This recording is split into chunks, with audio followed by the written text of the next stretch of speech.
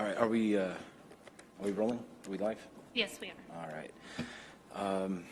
Okay, well, welcome everybody. We'll go ahead and start tonight's meeting for a special meeting here. Do we take roll first? Ms. City Clerk, please go ahead and proceed with the roll. Councilmember Sanchez? Here. Councilmember Ibarra is not present. Councilmember Charette is not present. Councilmember Reynoso is not present. Councilmember Calvin? Present. Councilmember Alexander? Here. Mayor Pro Tem? Present. Okay, and the Mayor Valdivia is absent.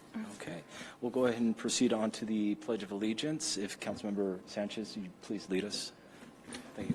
Everyone can please stand. Face the flag here to my right. Right hand over your heart. Ready? Begin.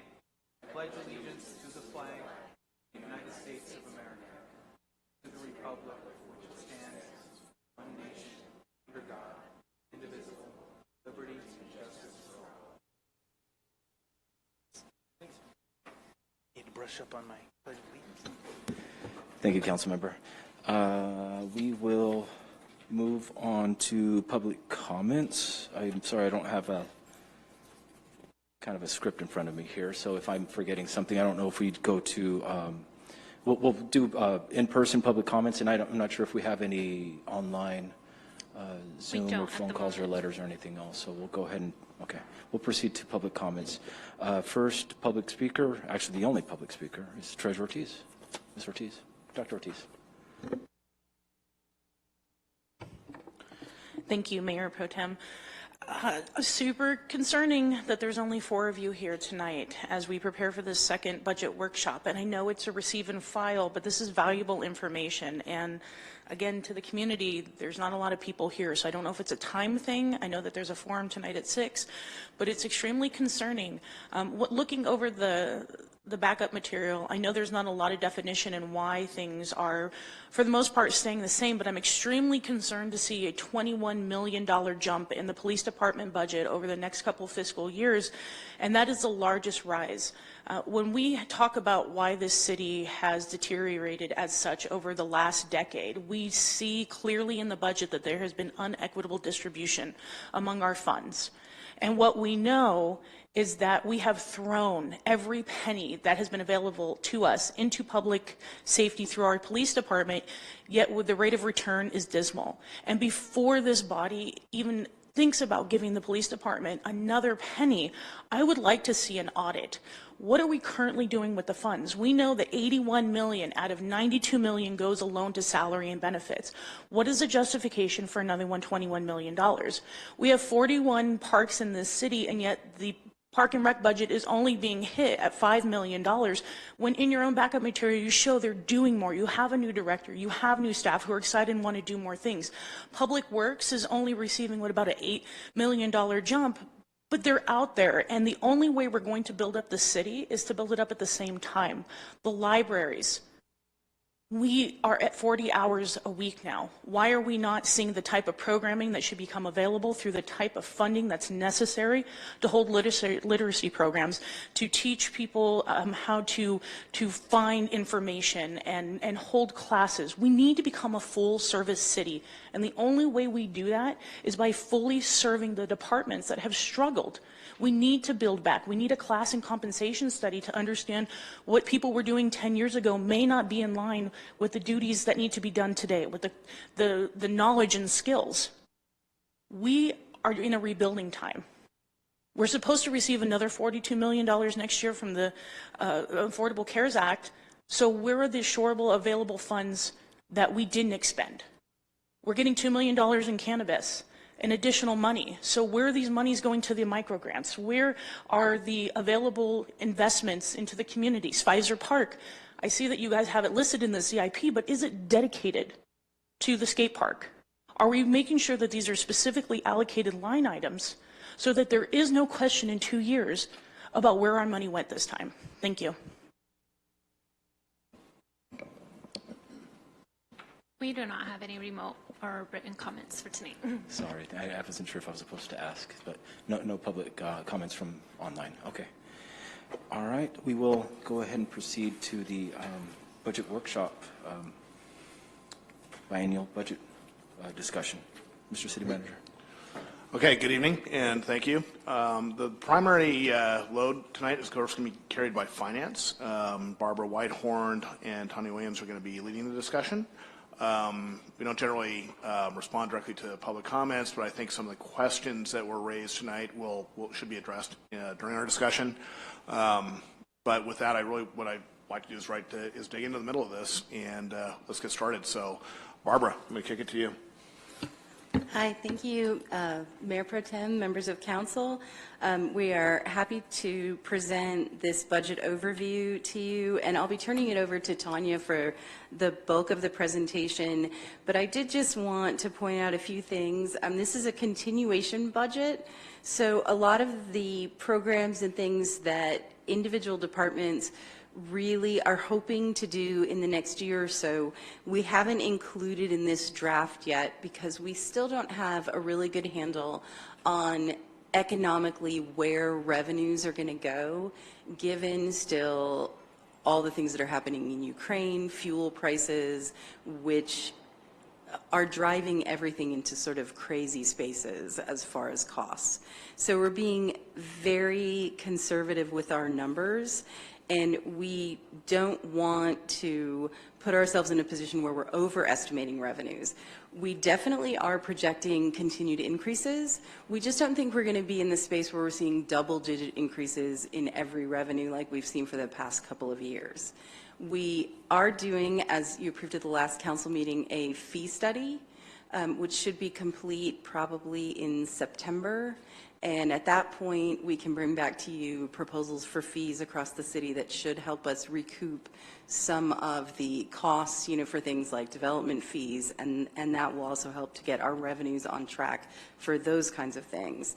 As far as expenditures and what you're seeing for drivers on some of those things, and while I know that we should not, of course, respond directly to public comment, I know it's something that other people have brought up. When we're talking about increases in departments, most of these are driven specifically by personnel that we decided, you as council decided last year that we wanted to bring on board a commercial traffic enforcement unit for the police department, which is a large unit. It's 5 patrol and a sergeant. And we also brought on board more patrol officers, motorcycle officers, and parking enforcement officers.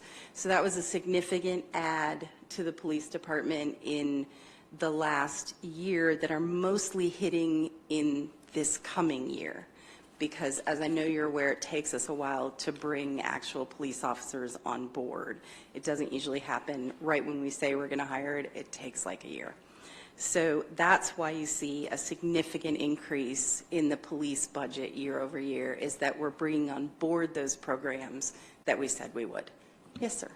I know we usually just roll through this and then we come back and ask questions. Is this going to be a dialogue tonight? That's really We're not running the meeting, so I guess that would be a question for you all. We can do it that way, or we can go through the presentation and go back to individual pages. It's really up to the Mayor Pro Tem is running the meeting, so I don't want to take that prerogative away from any of you. It's the will of the council. I would advise or recommend to just hear the report first, and then we can just have a very informal dialogue conversation from the council. Whatever questions come up, we can just engage in that type of conversation, if that's the will of the council. Is that okay? I'd be in favor of that, just to be able to allow staff to make the whole presentation, and then just take notes. We'll take notes here and have our list of questions for you at the end. So we'll just proceed with the presentation, and we'll just, from the council, if questions come up, or if we want to provide some additional information or have questions, there'll be an opportunity for that as well. Okay, thank you. And we are trying to implement the programs and projects that council is looking for and has asked for. And I would also like to point out, and I think this is really exciting from a city perspective, that the budget over the next 2 years is 193 and 196 million at a base. And of course, we'll be adjusting quarterly because this is a dynamic budget. As we move into biennial budgeting, that's the idea, is that we'll come back quarterly and we'll adjust as we need. It's meant to be a living document, not a budget that sits on the shelf. But when we look at 193 and 196 million, I mean, consider that just a few years ago, 130 million was more than the city could really afford. And now 193 and 196 is conservative budgeting for us. That's us going, okay, we need to keep expenses down. So I think that's really exciting that is budgeting at a base. That's where we're like keeping things level. So we are really investing a lot more in everything than we have been over the past few years. So I think that's a pretty big deal to point out, because it's hard to sort of imagine when we're here today where this city was 3 years ago or 4 years ago and how challenging it was, because over the last 2 years we have had revenue and we've been able to really do some great things and put some projects in motion that we wouldn't have been able to do. So I'm excited to hand it over to Tanya and let her present to you sort of a little bit of a recap of what we've been doing and what we're going to be doing with the budget and the CIP. And with that, Tanya Williams.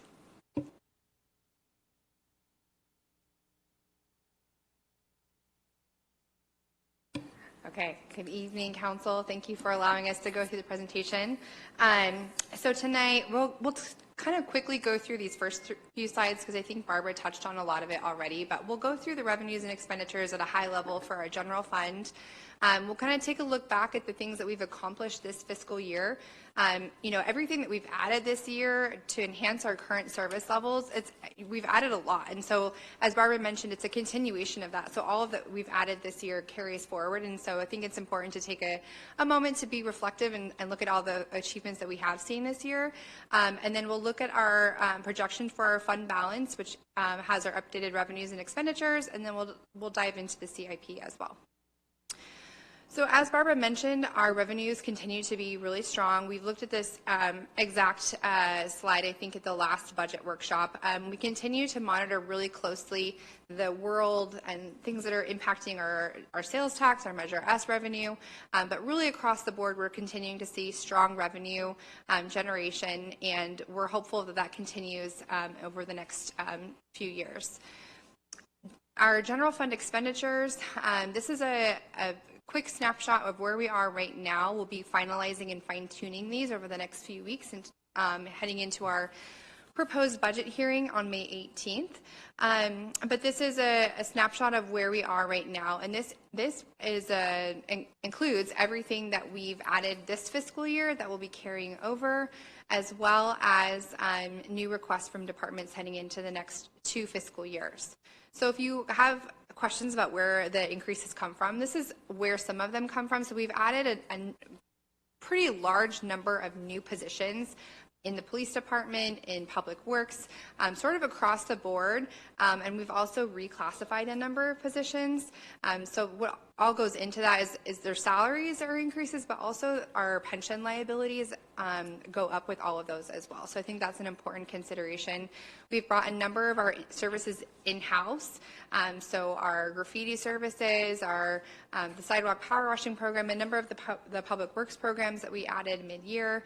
And then we did give the departments a 1.5% increase as we kicked off the budget process to sort of add projects and programs within their current service levels to meet their goals for the next coming years.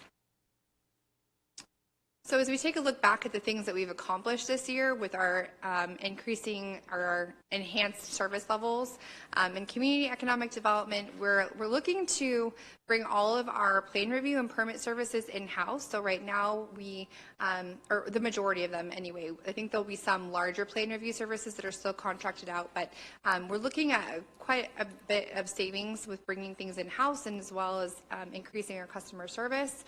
For our development community, we have a new new economic development project manager.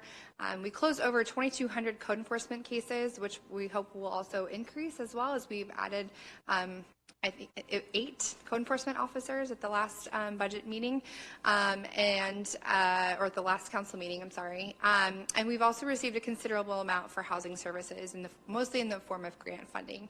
Animal Services celebrated their grand reopening, and they have a pretty high return rate that they have in their performance measures of returning animals to their owners, or new owners, but. Parks and Recreation, pretty heavily impacted by COVID. They weren't able to do as many programs this year, but they still did over 10 community events, and they were able to spend this year really focusing on parks projects as well. The library expanded their service hours to 40 hours, and they are looking to increase their literacy and STEAM programs and activities. Police, these numbers are their calendar year 21, so they have a little bit of a different reporting period, but they reduced their emergency response time by 8%. So what that actually means, well, yeah, so moving on. So then they made over 2,900 felony arrests. They averaged 1,400 calls for emergency service and cleaned over 2,700 illegal camp dump sites. Public Works, they're out in the community. We see them, we feel the impact of everything that they've done. Some of the highlights that they have is they closed over 900 permits. They filled 23,000 potholes throughout the city, completed 5,600 graffiti cleanup requests, and moved forward a number of CIP projects, which we'll definitely dive into. Our internal service departments are also very busy, and they're not as forward-facing, so we don't always see the impact in the community, but they serve our departments and enable our staff to do the great work that they're doing. Our city clerk responded to over 1,000 public records requests. In finance, where we have a new grants division, which we'll talk about in a little bit, and then we've invested in OpenGov in our budget transparency process. IT upgraded over 200 workstations, and they're investing in upgrading our infrastructure to improve our internet speed. Yay! And in HR, they're really supporting the recruitment of all of these new positions that we've added. So they completed over 200 recruitments, and then we also actually just completed a classification and compensation study, which was, I think, also a question that just came up during public comment. So taking a look at kind of where we are at a high level, revenue to expenditure wise in our general fund, we're looking at $193 million in revenue, and just right under that for expenditures. So right now, with everything that we've added this year, our somewhat conservative revenue projections, we're looking at having a proposed budget heading into the next 2 years. And then fiscal year 24, I should say, is similarly around at $196 million. And this also leaves in our emergency reserve, so we're not dipping into our fund balance at all.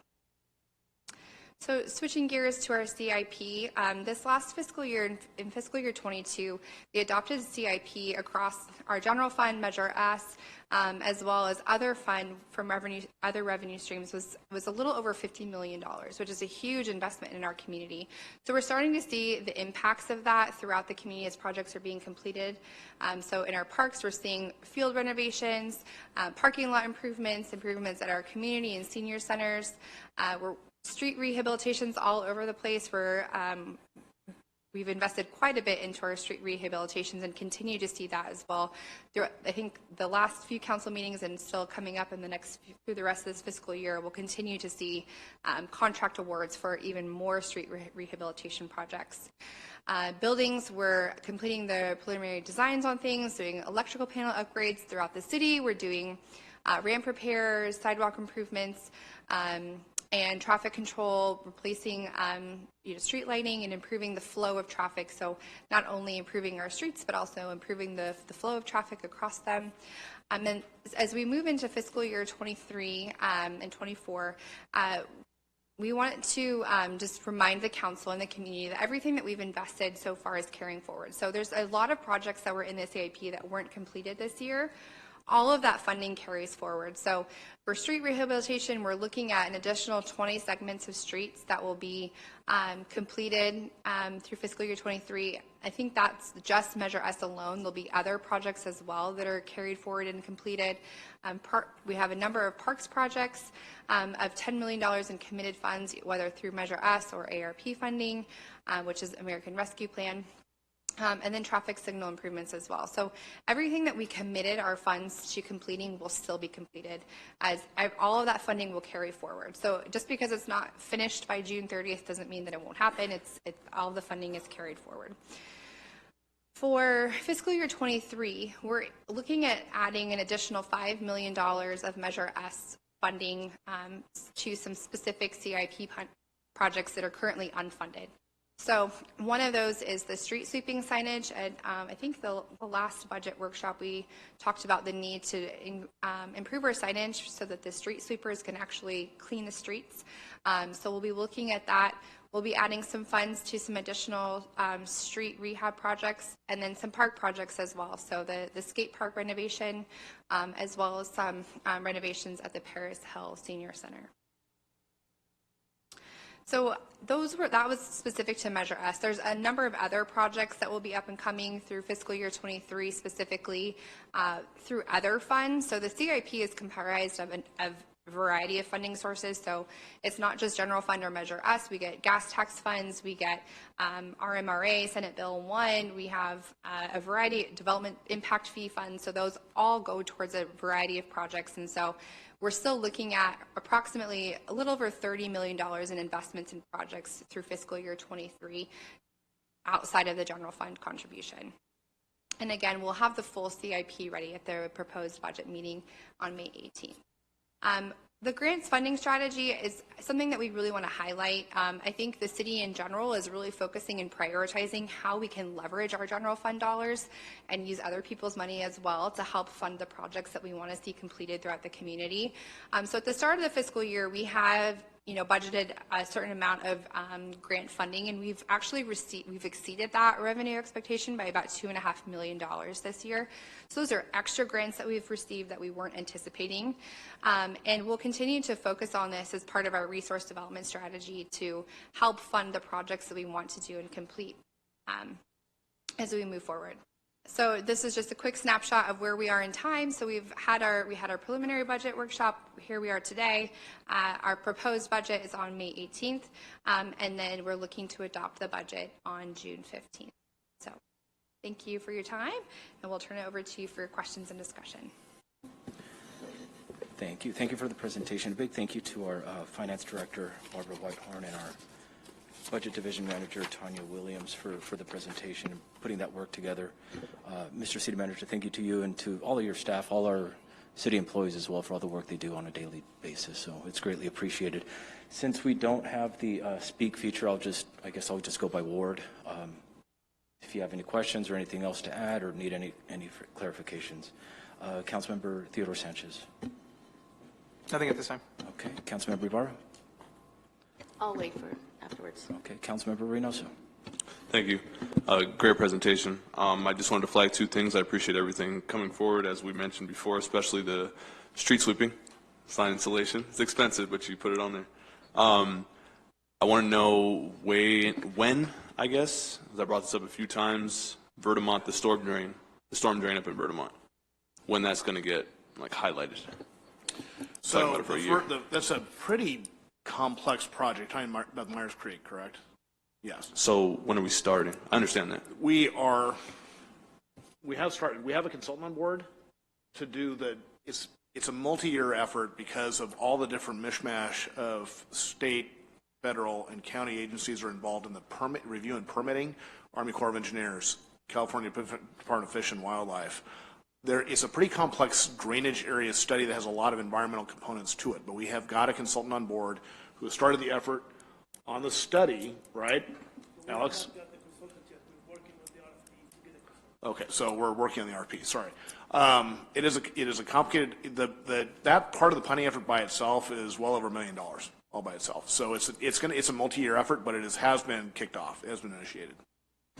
That's a unique issue that I have in the North Ward, or the North End being so high up It's pretty intense. We saw it with the rains this year. Appreciate your efforts on it. And I guess I just want clarification, the $6 million that's going to the 20 segments of streets, that's the concrete plan? Or we're talking about the street? No, those are streets. The money that we're doing, where's the concrete plan? The concrete work, we're doing it incremental. We're basically doing $1 million contracts at a time. So the first one, the most recent one, because we used to do 350,000 a year. We're getting accustomed now to this new world where we have a little bit of money. So we're doing $1 million at a time. Mr. Keesh and I have already talked, and you'll start seeing those projects. Well, you're seeing the projects actually going up around town now. What I have instructed staff to do, though, is to make sure that as we get closer, as we get close to spending all that money, bid out the next tranche of concrete projects. So there's no gap in time, because there's no shortage of concrete work that can be done around the city, big city. So the projects are starting now, and they will continue on at least for the next 2 or 3 budget cycles. Absolutely. Very, very. We understand the council set the priority. We understand that. It's our priority too, so that's underway now. Yeah, extreme liability. Just want to say something on the record. Hudson Park. I know I've told you this 1,000 times. Those are concrete teeter-totters. All right, thanks. That's it. Okay. Councilmember Conlon. Thank you all for the report. Appreciate it all the time. I know it takes a lot of energy and a lot of research in order to bring this information to us and to keep track of it. I think that that's probably, a lot to keep track of that information. Right. Thank you, Director Whitehorn, and to your entire staff. I just had a couple of questions. I did print out a CIP project list that I received last July, and so Tanya kind of answered a lot of the questions. Is that my concern was, it's kind of like how when we add at the end of the meeting and future items, right, and we just keep adding all those future items, and some we return to, some that we do not. So I wanted to make sure, it's crucial that these items that are already on the books, that we do not continue to add time to those when they are just as urgent and crucial. Otherwise, these projects would have never made it here, right? And so we just want to make sure that we are using some type of time-sensitive measurement as to how we bring forth, which ones are most important, because, of course, we see through a different lens than what the community members see through. All they want to know is, when am I going to get this repaired? When are we going to get this fixed? It's been on the books for quite some time. But I will, though, go ahead on and reiterate that one of the plans that was on the this printout last July has been pulled off, and that was a 17-year project with the State Street expansion in Ward 6. So that is something that you all need to be commended about, and I still give, I'm very humble, and I give honor to 6th Ward Councilwoman Bernadine Anderson for fighting to put that on there.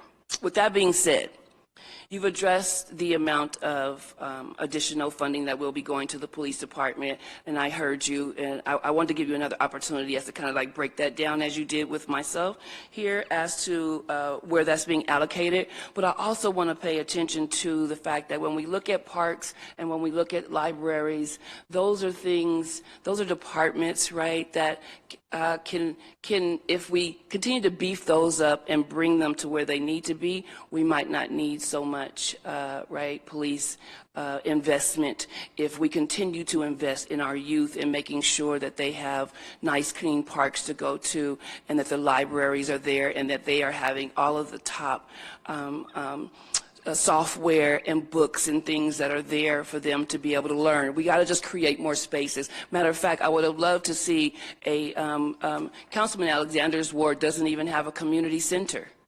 So there's nowhere then for scholars, for kids to go and play. So what we really have to then start honing in and looking at what are we missing as far as when we're talking about violence intervention as a city. What do? We have to build more community centers, more creative spaces for kids to go to, so that we can have them be equipped with some of the things that they need in order to not enter into gangs or enter into a life of crime. With that being said, I just want to continue to thank you guys for all the work that you do. Can I pile on just for one moment really quickly? One of the things I think we need to do is, Tanya mentioned it too, we love using our people's money for stuff.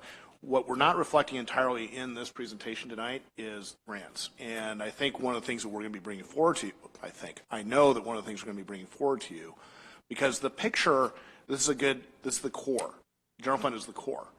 But we're getting a lot of grant funding now, and we're going to be pursuing more and pretty aggressively at council's direction. We have created a grant manager position in finance, and we'll be hiring that person very, very quickly. We're in the recruiting phase already. That's going to be important, but we're already getting like ARPA money. This doesn't reflect what we're spending from the rescue plan. There are other sources of funds we get that are not classically general fund, and all we're talking about in this budget process is the general fund. So other monies are flowing in, and we will bring that back to give you a more complete picture, if you will. Because the actual budget, I mean, it's about $200 million here, but there's a bunch more money coming in. I mean, Councilmember Alexander and I just talked about this the other day.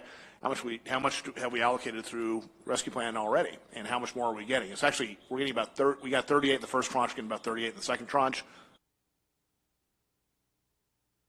We'll put that on the list. But anyway, I think I think that's one of the things we're going to be bringing back next is that additional piece of, the additional puzzle pieces are associated with the grants, because there is more coming in than just general fund. So there's a lot there.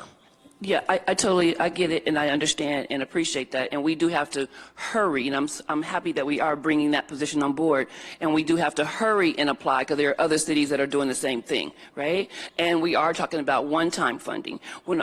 I'm talking about us just making sure that we are allocating a certain amount of funds to what is important to us and to our city, so that the extra, when it comes in, that's all gravy, right? But that we and everyone else can see that we are allocating and making sure that we are placing special interest on what we can do for our youth in our city.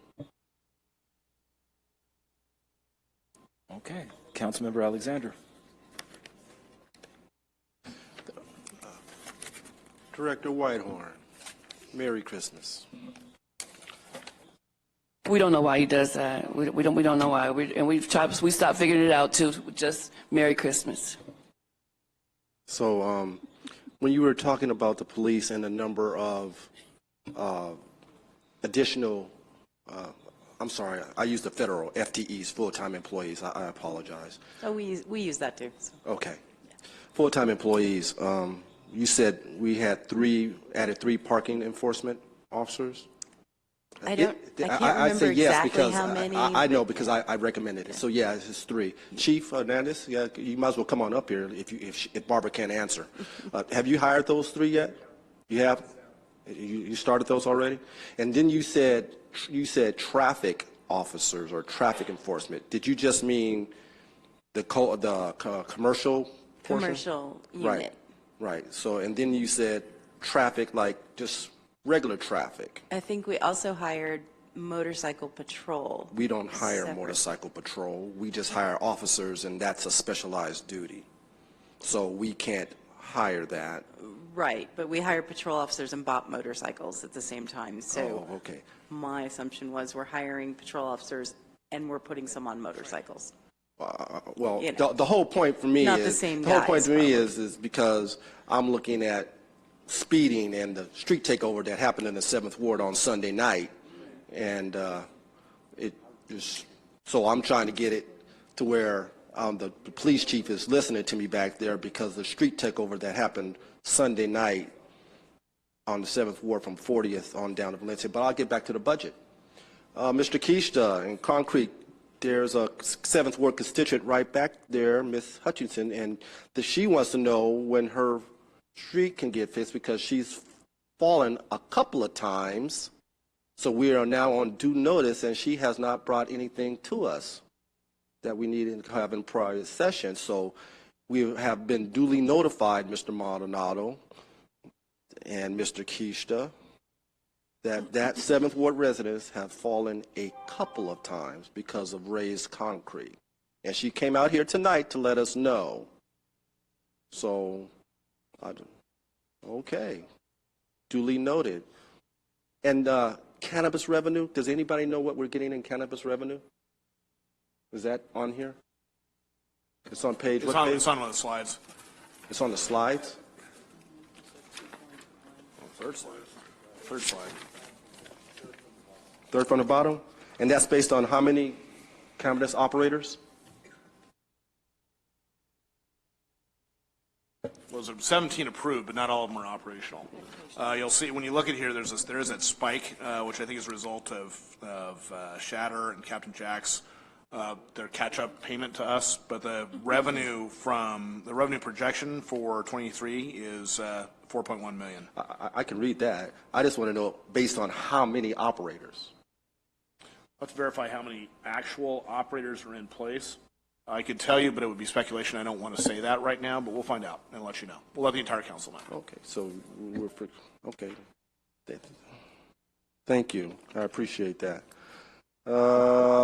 And I know you guys like to do this. The nuisance with the nuisance abatement program with the code enforcement officer and all that. Remember, we gave you guys $1 million for the nuisance abatement and all that. How's that coming? To date, every time we've worked towards employing that money, the owner of the property in question has mysteriously found a way to clean it up. So the first example actually was in the second ward, was the burnt down skating rink. It was Stardust, yeah. That's in process too. I'm sorry? The Scottish Rite is in, right now is in play for, we employed a similar tactic, and mysteriously it's up for sale, and I think actually they have a buyer. So the money is still available, and there are a couple of additional opportunities popping up right now. It's just in conversation with Thomas Rice of the City Attorney's Office about utilizing it for a couple of other abatement opportunities. So the money is there, it's available, and we will continue to use it for that purpose. It'll be on standby, so we can show when we go and tell a property owner that we're going to clean up your property, and then we're going to you'll either pay us back or the property will become the property of the city. To date, it's been working as intended, essentially. The property's been getting cleaned up. So we're going to continue to do that, but that at some point, there will be something that comes up where we will undoubtedly have to do the actual cleanup work. So I can't use that to fix my resident's sidewalk. The money is allocated for the specific purpose of the nuisance abatement program, but that doesn't change, however, the fact that we do have funds available to do the sidewalk repair. It's just a different fund set, but we can do it. And how's the cannabis commission? Because all these are supposed to be generating funds, right? You told us that all these commissions or all these little special groups are supposed to generate funds. So I'm looking for the return on what you guys said. That's what I'm looking for in this report. So what about the cannabis? The purpose of basically the cannabis money will be spent on cannabis enforcement, because there continues to be a lot of illegal dispensaries. We have closed several, but it's like whack-a-mole. I mean, every time we shut one down, it pops up someplace else. But we are nonetheless in the process of doing the enforcement work necessary to chase them off. But it's a constant. It's just they're very mobile. So, but it is in progress. So who's responsible? Is that the police department or is that code enforcement? It's a combination of the police department and the code enforcement department and City Attorney's Office. So can we? Never mind. I'll come back, because I would like to see the ROI, because we created it. You don't get the calls. We get the calls of the illegal shops, and I can tell you 3 on Highland right away. David McCamick tells me 3 every time I see him. He tells me illegal pot shop, illegal pot shop, illegal pot shop. So I just want to see if we authorize all these special groups. I'd like to see a return on what's been done. Is that clear as mud? Are you asking for a report on the activities of the cannabis enforcement team? Yeah, or the nuisance one, the one that we allocated $1 million to.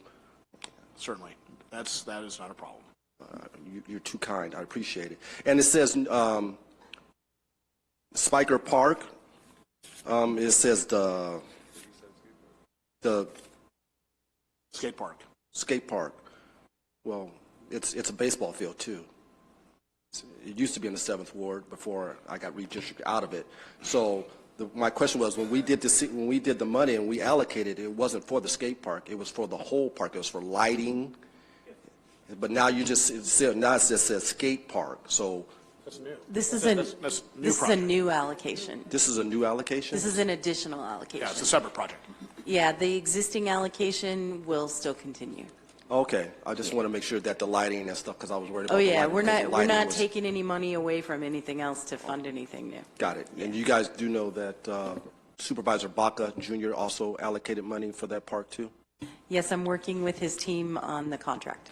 We have also submitted a request to San Manuel. At their request, we've submitted a request to San Manuel to help fund that as well. Okay, and then finally, and then I'll be done, guys. It says on page 19, it says baseball, softball fields replacements. And since I don't have a park, but someone just recently asked me, that lives in the 4th Ward, asked me about Newmark Park, which I believe is in the 4th Ward. Is that part, do I have to make a recommendation or, because it's? Newmark Park or you mean Newmark School? No, Newmark Park. So do I have to make a recommendation for that park, or how do I look at it? Because it's like empty, it's like, doesn't have any park attached. We'll assess it. Okay. And yeah, Great. that's not a problem. Thank you very much. I appreciate your report. Hopefully that wasn't too painful. Thank you. And I would just like to thank my budget staff, Zuiva Ruiz, Cesar Bernal, and Tanya Williams, and Gilbert Mosqueda, our intern.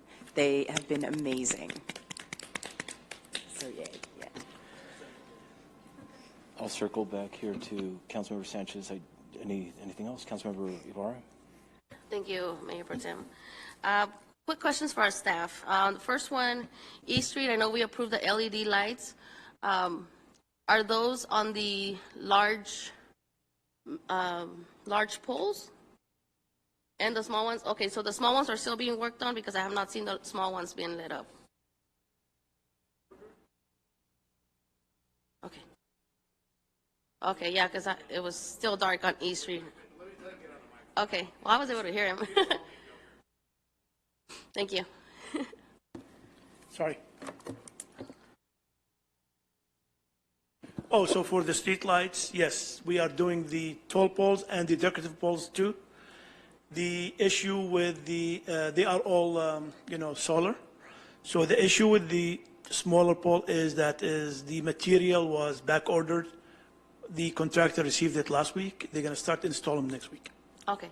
That was my question, because I've driven at nighttime on East Street, and it's still, I see the lights, the big tall ones. Yes. But it's like, I hope those are not it, because it's still dark in this area. Okay. My next question, I'm not sure if all the staff knows, Highland Avenue, where the off-ramp is, the 259 to the 210. It's been done already by Caltrans, and there was like a little area they forgot between the Chevron and the exit. I don't know if the city staff is going to follow up with the other remaining on Highland that goes all the way to Lincoln. We will should look into it. Okay, yeah, and Caltrans did their part already. The nuisance abatement, if we could just get an update, I'm pretty sure there's got to be more properties on that list that we don't know about. It's been almost, I think, 2 years since we approved that $1 million to it. I know about the Spiker Park. It's not in my ward, so I'll be following up on that one as well. And then for the street repairs that we're doing, are we going to limit to only $2 million worth per year on street repairs, or can we add more to the CIP later on? Because there's a lot of streets that need to be fixed in the whole city, and just want to make sure. This next year, we're continuing the streets that we're working on now because we have so many more to do. Correct. We're dedicating most of the funding that's available over this next budget cycle to Pepper Avenue, and Alex can name the other big one. Yeah, so we have different funds that we use for the street. The Measure S funds that is going to be used in the next year is about $2 million. But that does not limit, because we get $5 million from Measure I. We get about the same thing from SB1 RMRA funds or gas tax. Okay. So there will be still street rehab working for the next year. But we are carrying over some of the projects from this year and creating more projects for the next year. Correct, the ones that we just had the press release on, right? They're starting, I think, May through August of this year, so it goes over fiscal years. Can I add something to that really quickly? We're also being creative in the way we're employing our ARPA money, our rescue plan money, working with the water department. So some of the money that's already been allocated through the rescue plan is going to result in street improvements as part of that. The lead pipe, lead connector abatement program that water's doing. So where we can, because street improvements, street repairs, unfortunately, were not deemed an eligible project under the original rules for the rescue plan. That might be changing, by the way, so we'll see. We're monitoring that. Actually, Director Whitehorn is extremely involved in that on a national level.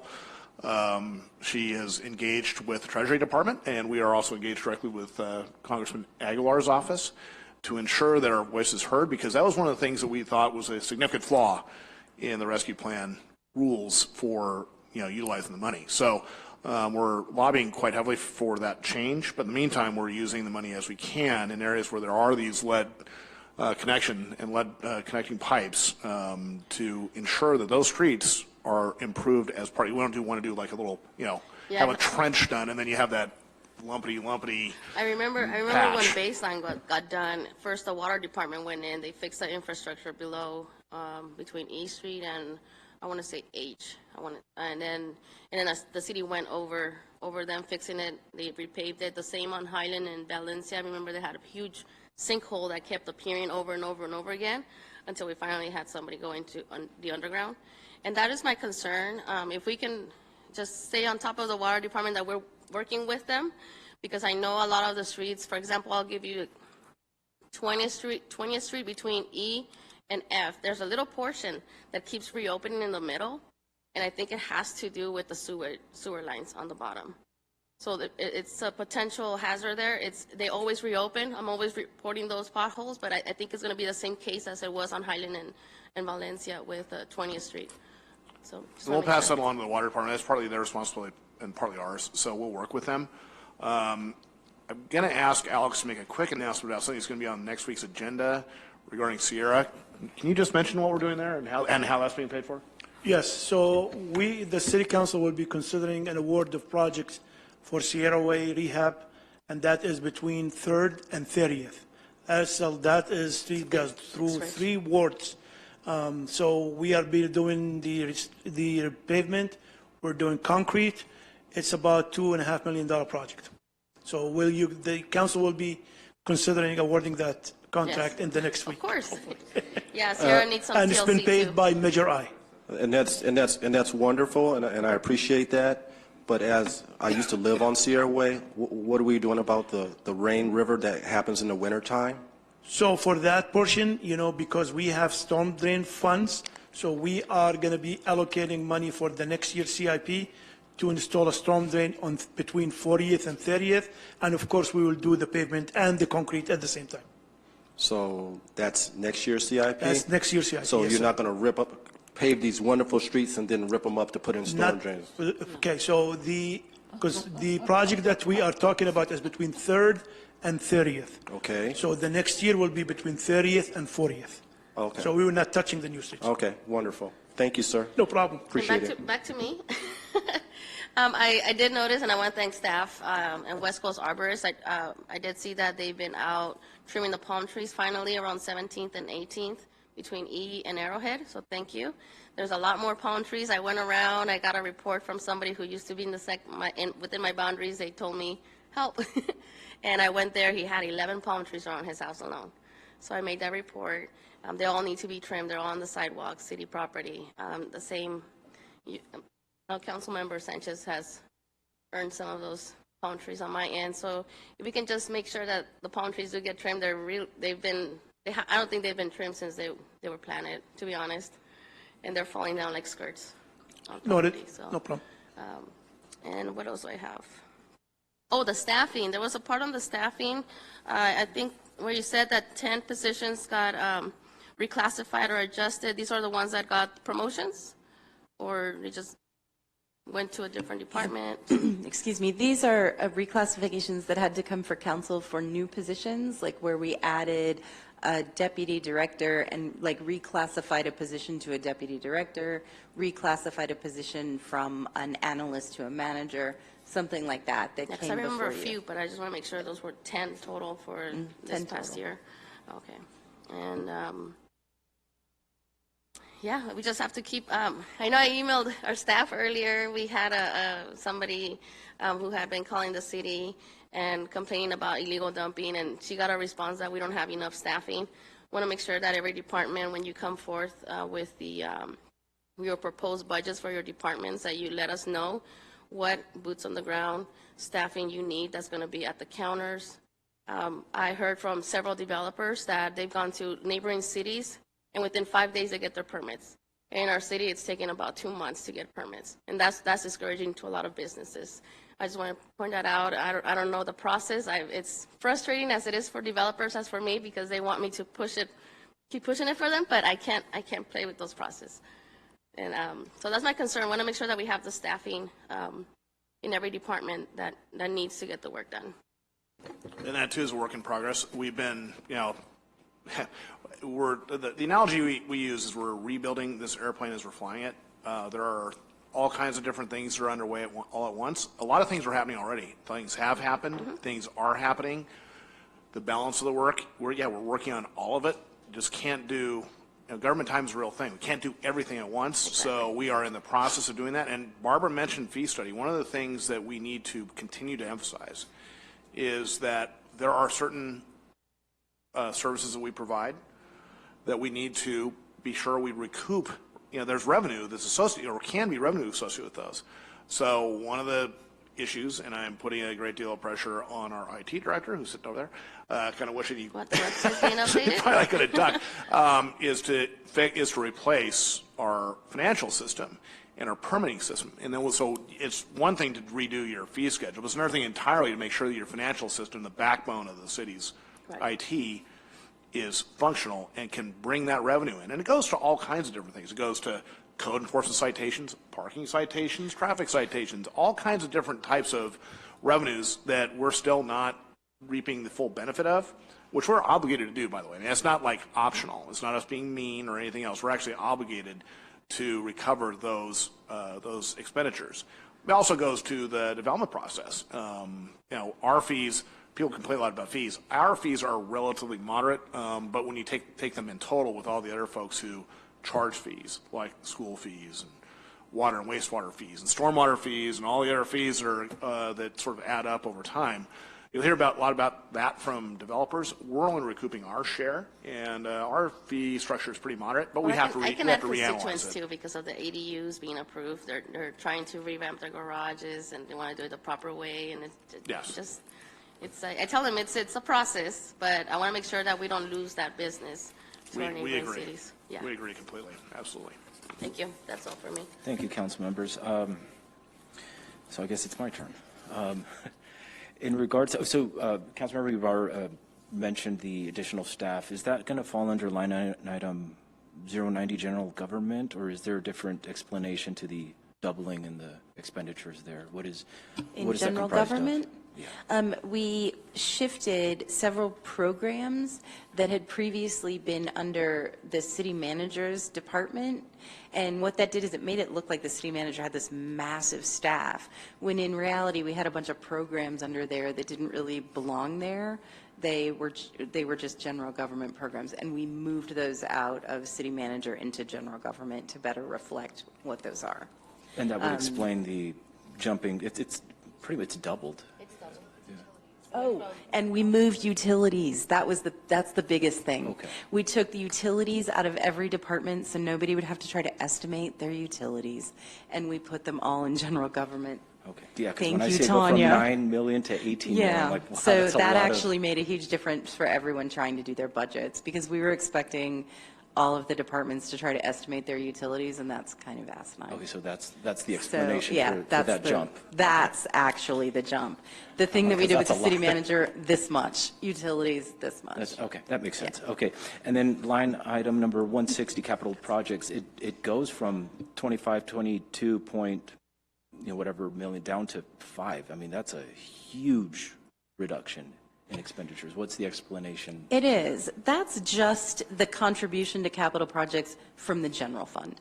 That's not actually the amount that the city's investing in capital projects. It's just the contribution from the general fund.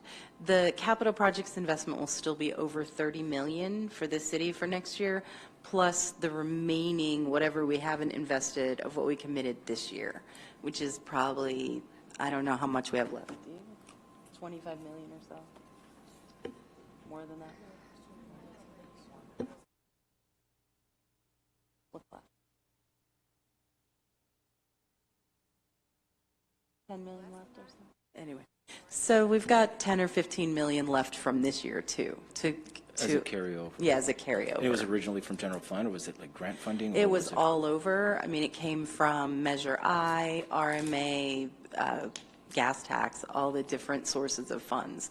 So since we're only looking at the general fund here, it makes it look like we're not making an investment in capital projects, but that's actually only the contribution that comes from the general fund, not from all the other sources, and it doesn't include any grants either. I'm happy to hear that, I'm relieved to hear that it is being carried over, but I am concerned long-term if it continues to be carried over. I think eventually we're going to have to take some shovels to the streets and actually getting some work done. I do have a question regarding some of the carryover in regards to cost-saving measures with the RFP process. You know, usually when you buy in bulk, there's some cost-saving measures. Would there potentially be any cost-saving measures if we take some of these CIP projects that have been approved in conjunction with those that we're going to hopefully potentially approve?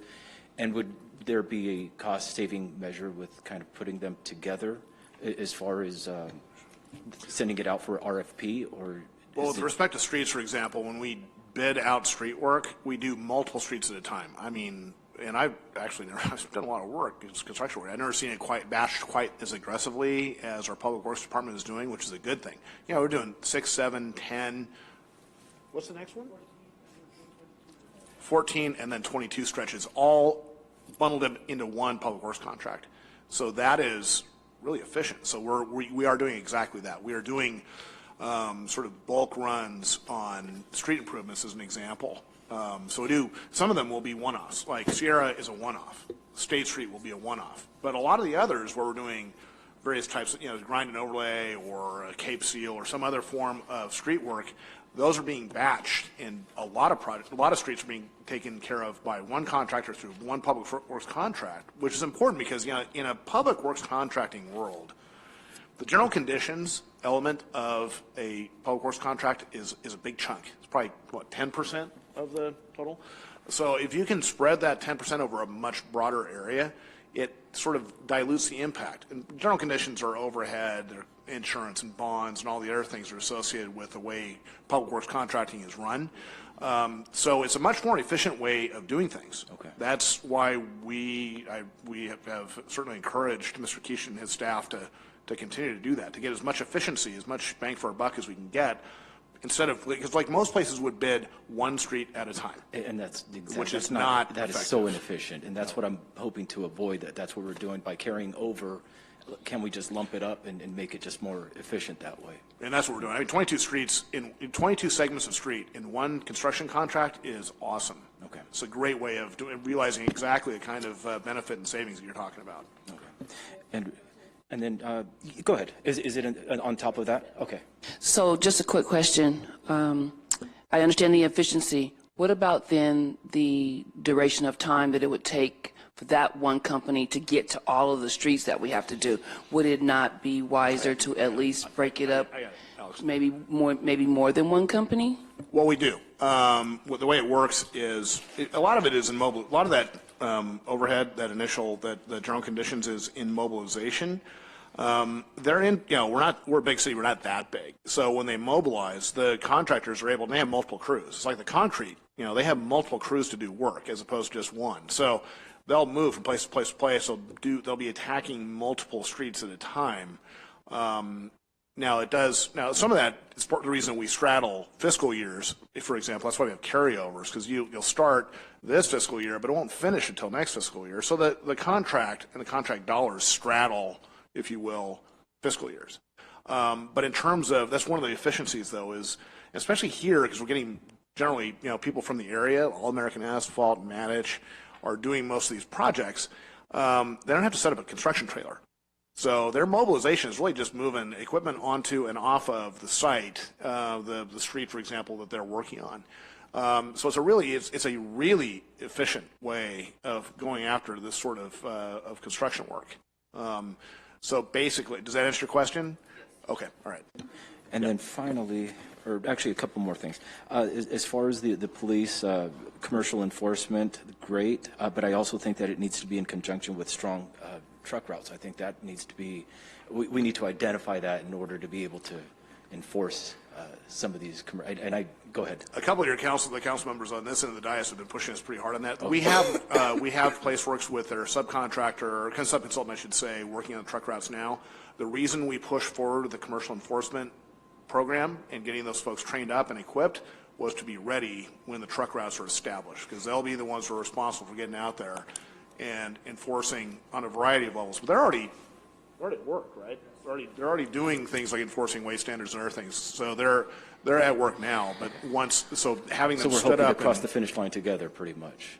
Yeah, I mean, the enforcement team need really to be in place before, not after, because if you put up the signs and you have truck routes established, but you're not able to enforce them, it's sort of backwards. So that's why we push the creation of the commercial enforcement team forward first, as we are in the process of establishing the truck routes. And those are well underway. I had a conversation with PlaceWorks about that just yesterday. So They're working on it. Thank you. And ADA also there are a lot of areas in our city that need to be updated for ADA compliance. I know specifically there's the bridge and we've had this conversation, the bridge on Waterman Avenue, and there's lots of other areas in the city as well that need that as well. So that's all for me. I'll go one final round. If you have one or two, that's it, and then we'll wrap up. Councilmember Ibarra. I'd like to go after Thank you. Councilmember Ibarra, if you don't mind. Yes, no problem. Ms. Barbara, right now on page 4, when my colleague Mayor Pro Tem Figueroa asked Department 090 General Government, you said that huge increase, it came from the utilities merging from all the departments. However, I'm also seeing that every department from the mayors, besides the mayors and the capital projects, all of them had an increase. What is that increase based off of? Well, the increase, everyone got, of course, salary increases with the new labor negotiations and deals. And then we also allowed every department a 1.5% increase over their previous year in their budget, for their operating budget. Okay, so for the general government, how would you summarize that code to be? How would I summarize the general government? What's the 17 million on there for, or the 18 million?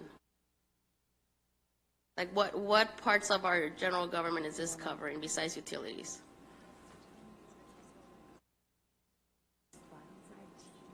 Because, yeah.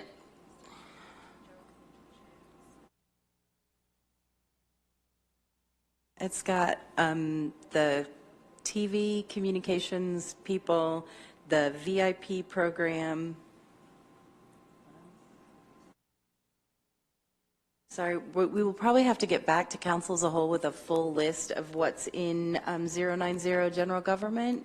Okay, yeah, because when we're told that the almost double of the original budget has gone up almost on general government alone because the utilities were merged into that code. Yeah. And then I see increase in every other department except for, like I said, except for the mayor's office and the capital projects. That kind of sends a different message to me that there was no cuts made to any departments. So let's be clear. Like we did have labor deals with all of our units, except we approved new labor agreements with all of our representation units, with the exception of PMA. So those new deals are part of the reason that the overall cost of doing business has gone up. So this is just the staffing and the prices, the It's amounts a gone lot. up It's is a lot of the things. staffing It's a lot of different salaries. things. So if you really want some sort of detail on it, we'll have to. If we want granularity on this, we'll have to take a look at it and bring something back. But that is basically where it's coming from. A lot of the increases that you see in the budget are And to be clear, we were way, way behind. We were not competitive. It's very hard to hire people. That was part of the reason that the council, I think, supported the approval of all of those labor deals, and those affected 600 or so of our staff. So that's a big part of it. Let's not kid ourselves. I know our PD is 58% of our budget, so yeah. Well, yeah, but every unit got a similar increase in their wages and benefits. Okay. So that was an across the board approach. All right, yeah, if we just can get the clarification then on general government, because city council's office is separated, city clerk's office separated, city attorney, mayor's, city manager, you're separated as well from this budget. So if we can get that clarification on general government, that'd be great. Thank you. Thank you. And again, this is just a preliminary budget workshop. We're eventually going to get into the thick of that big binder that we usually get before we adopt it. Going down the row here, Councilmember Reynoso, Councilmember Calvin, and Councilmember Alexander, please. You said that we're rebuilding this plane as we fly, and then it struck me, one of my favorite subjects is City Hall. Is that in the plan for the next 2 years, or is that in the budget for the next 2 years? And you got an answer now. I just want to put it on your mind that we would like to move back into the people's building. I love the library, but I'm sure it costs us every month that we're not in there, and I'm sure it costs us when we sit in the Vernier Tower as well. So if that's not in our budget for the next 2 years, just put it on your radar. It's our intention as we move forward and as we kind of conclude our staffing up to bring forward, actually to have a workshop to discuss that exact topic. So that topic will be introduced, and it's worthy of a workshop because we agree. We've done, several of us have been through the building recently. It's an amazing place. It needs a lot of work, but it's an amazing place. My personal, and it's, I don't want to presuppose an outcome, but my personal preference would be to restore the existing building to use. But we'll explore the options. But there's nothing that is so wrong with the existing building that it cannot be reoccupied. So the systems are the bigger problem than seismic is the systems that are in the building. Those are antiquated, out of date. The buildings would be horribly inefficient to reoccupy today. But we will be bringing that forward to a workshop for discussion sometime, I think, this calendar year. Okay. If there aren't any other questions, comments, or anything else that needs to be brought up, I'll go ahead and, unless there's anything else from staff or anybody else that needs to be mentioned? I think that's all. I do want to point out this year when you get your binders, they won't be quite as slick and sexy looking as they were last year because our budget will be designed in OpenGov to be an online document that everyone can kind of click through and mess around with in the new system. So they won't be quite as really awesome looking in the binders, but when you get the final document, they will be beautiful again like they were last year. But the original binders won't be quite as awesome. And it'll be available to the public online for the public to be able to access and review as well. Okay. Okay. Well then, I'm sorry. Anything else? That's it. Okay. I'll go ahead and I guess we'll adjourn for the evening and see you guys soon. Adjourn right? to the next meeting on May 4th. I'm sorry. There's nothing here. Adjourn to what, May 4th? Yes. All right. See you all then.